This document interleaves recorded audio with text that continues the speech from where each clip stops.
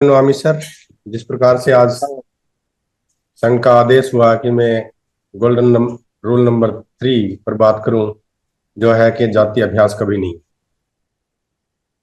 वह तो हमारे इस स्वर्ण संघ के 10 गोल्डन नियम है, और उन 10 गोल्डन नियम में से मुझे आज आदेश हुआ है कि मैं गोल्डन नंबर 3 पर अपनी बात रखूं। तो गोल्डन नंबर 3 है कि जाति का अभ्यास कभी नहीं। देखिए सर, यदि किसी भी समाज की मजबूती को देखनी है या जाननी है,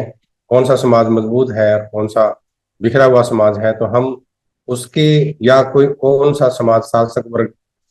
बन गया है या बन सकता है, तो उसके लिए 4 मजबूतियां होना जरूरी है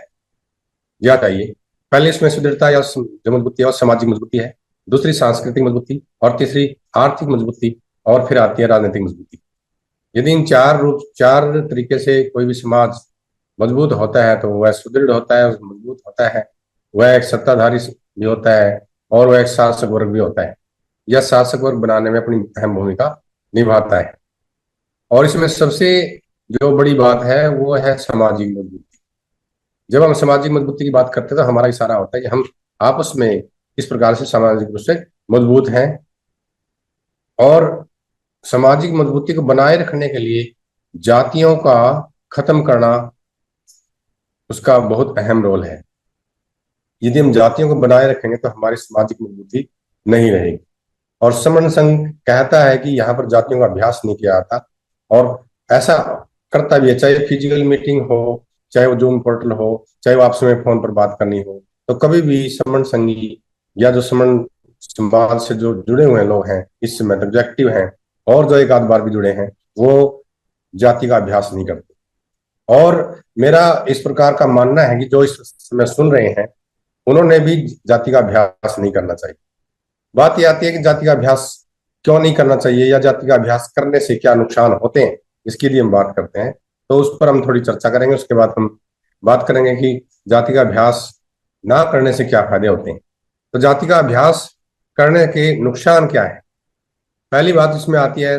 सामाजिक विभाजन होता है और आपसी भेदभाव होता है। तो सामाजिक विभाजन की हम बात करते हैं, और जातियों के अलग अलग या किसी भी समाज के अलग अलग बंटने से सामाजिक विभाजन होता है। अब यह किसी को भी पता नहीं है कि ये जातियां कब बनाएगी, कैसे बनाएगी, लेकिन इस बात के प्रमाण मिल जाएंगे कि जो भी व्यक्ति, जो भी लोग, जो भी समूह जिस प्रकार का वो काम करता था, उसके काम का भी उसी जाति का नाम रखा। लेकिन किसने रखा, कहाँ वो एक ही काम करते रहे हों, या उन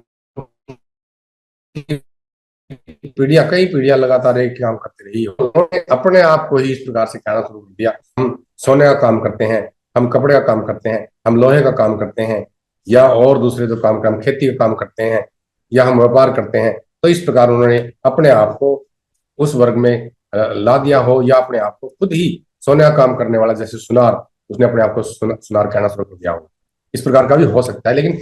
कोई प्रमाण नहीं। यदि अलग अलग जातियों में लोग बटेंगे तो उसमें सामाजिक विभाजन होगा। कुछ जो जिनके काम को ज्यादा प्रमुखता दी जाती है, जिनके काम को अच्छे आदर भाव से देखा जाता है, जिनको सम्मान दिया जाता है, उनके समूहों को भी ज्यादा सम्मान दिया जाता है।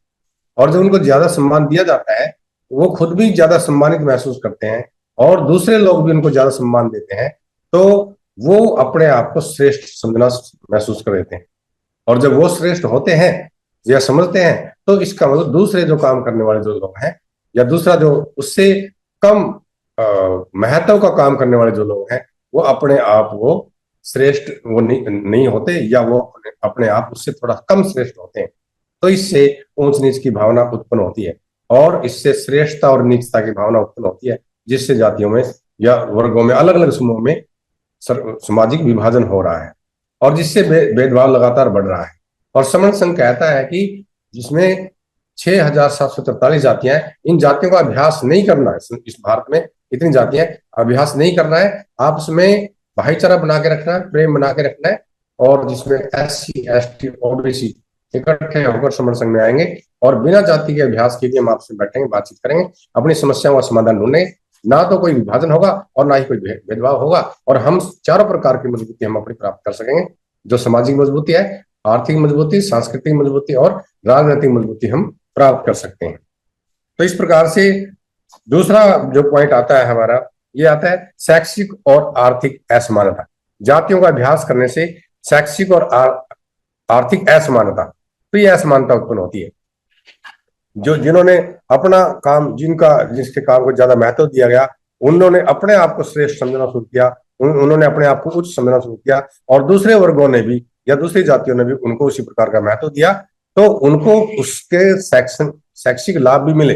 वो शिक्षा के क्षेत्र में ज्यादा बढ़े, उनको ज्यादा महत्व दिया गया, उनको ज्यादा भाईचारा में रखा गया या ज्यादा समरसता की बात की, और इस प्रकार जब शैक्षिक रूप से वो आगे बढ़े तो वो नौकरियां भी ज्यादा प्राप्त कर गई, बुद्धि बुद्धि से भी आगे, बौद्धिक रूप से वो आगे हो गए, और जब भौतिक रूप से वो आगे हुए और काम भी उनको मिला और शैक्षिक रूप से भी आगे बढ़े, नौकरियां भी ज्यादा मिली, उनको ज्यादा महत्व मिला। पुराने समय में राजाओं ने अपने उनको पास रखा होगा, उनको लेखक बनाया होगा, उनको कवि बनाया होगा,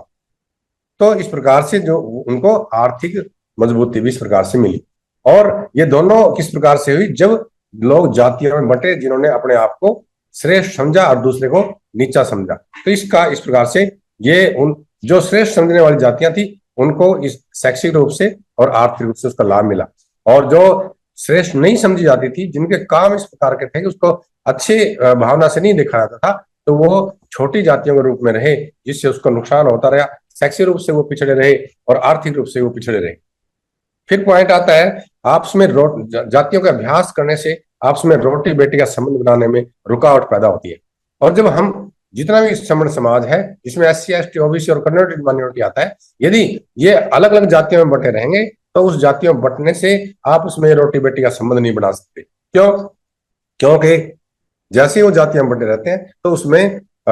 शैक्षिक और आर्थिक असमानता रहती है, सामाजिक विभाजन उसमें रहता है, और इसलिए वो आपस में रोटी का संबंध भी नहीं बना सकते और बेटी का संबंध बनाने के बहुत दूर है। समण संघ इस समय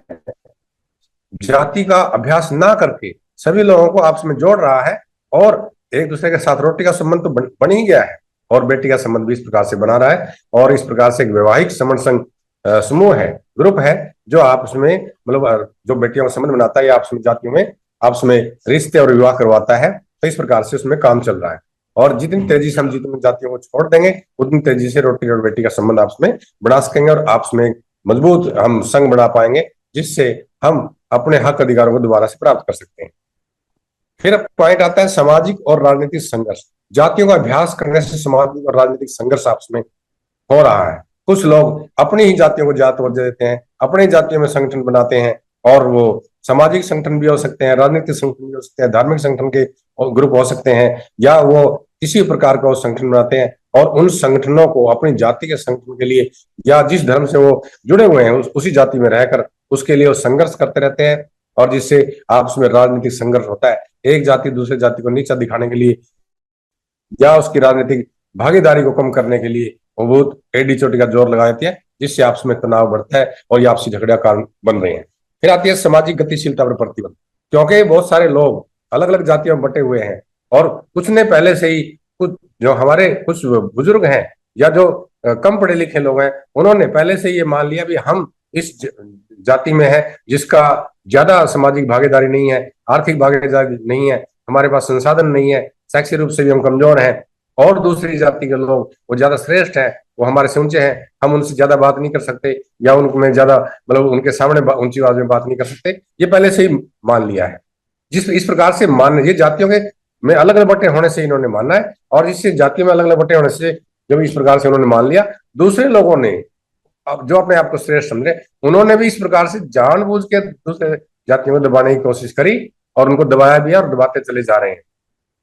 और जिससे जो दबते चले गए, जो पिछड़े रहे, जिनके पास संसाधन कम रहे, जो शैक्षिक रूप से और आर्थिक रूप से कमजोर रहे, उनमें जो जो भी टैलेंट उसमें था, जो भी उसमें प्रतिभा थी, उसके ऊपर प्रतिबंध लग गया, उनको ज्यादा मौका नहीं मिला, वो ज्यादा नहीं लिख पाए, वो ज्यादा नहीं गा पाए, वो ज्यादा मतलब लीडर नहीं बन पाए, और वो ज्यादा एक्टिंग या मतलब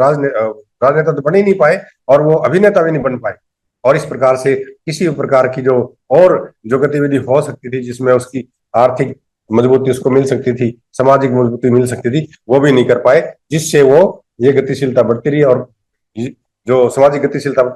जो प्रतिबंध लगा और वो उसमें रुकावट आई और उनका जो गुणात्मक विकास होता था, बौद्धिक विकास होता था, वो नहीं हो पाया। ये सभी जातियों में बटे होने के कारण ही। और लास्ट में हम आते हैं, सामाजिक दूरी बढ़ी है। अलग अलग जातियों से हर एक जाति का व्यक्ति अपनी जाति पर गर्व कर रहा है, जिससे उस जाति की दूरी दूसरी जाति के लोगों से बढ़ रही है, जिससे आपसी संघर्ष बढ़ रहा है और आपसी तनाव बढ़ रहा है, राजनीतिक जो संघर्ष हो रहा है और अपनी जाति के लोगों के लिए वो काम कर रहे हैं। ये बहुत बड़ा नुकसान हमारे समण समाज को हो रहा है। और समण संघ इस समय